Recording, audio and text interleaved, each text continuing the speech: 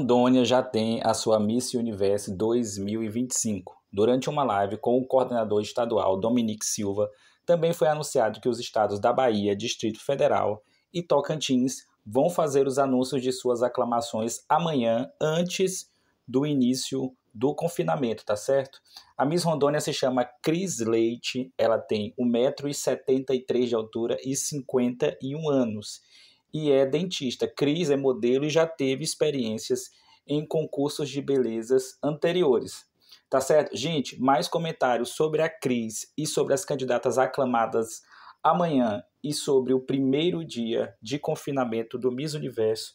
A gente vai fazer as considerações todas na live amanhã, a partir das 8h30 da noite. A gente vai debater todas essas questões de aclamação e vamos elencar as principais candidatas rumo ao título e as preferidas do primeiro dia de confinamento. Agora fiquem com o material da Miss Rondônia.